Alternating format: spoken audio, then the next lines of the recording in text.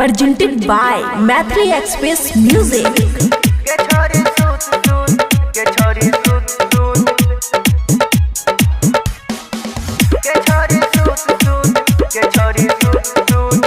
खुशी recording studio मलुआहा।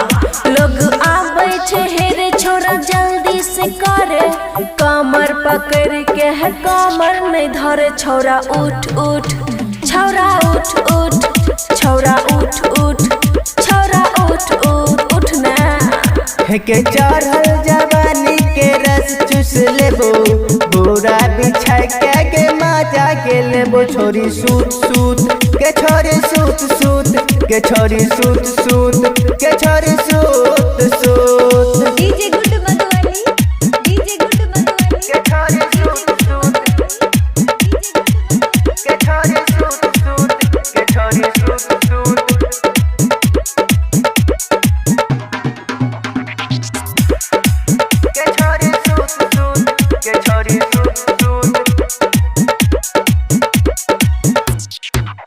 हेरे रस से भरल हमर होठ रे, धीरे से दांत कटिया दर्द करते होठ रे, दर्द करते होठ रे।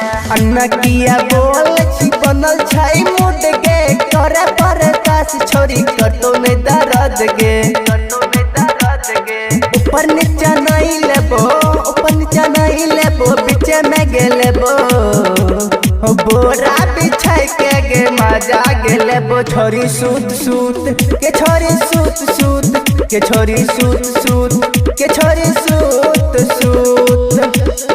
DJ good Madhubani, DJ good Madhubani के छोरी सूत सूत के छोरी सूत सूत के छोरी सूत सूत।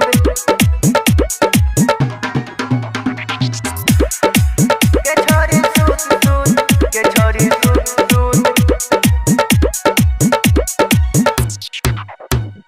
हमर जवानी के कर दलही नास रे, मुँह देखाबै में लागे छै शरम रे, लागे छै शरम रे। देखे छियो छोरी के करे छी तू नखरा, बेस जे बोलबी त तोड़ देबो पखरा, तोड़ देबो पखरा।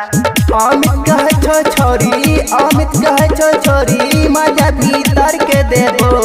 बोरा बिछाई के गे मजा गे लेबो। छोरी सूत सूत के छोरी सूत सूत के छोरी सूत सूत के छोरी सूत सूत। खुशी रिकॉर्डिंग स्टूडियो मलुआहा।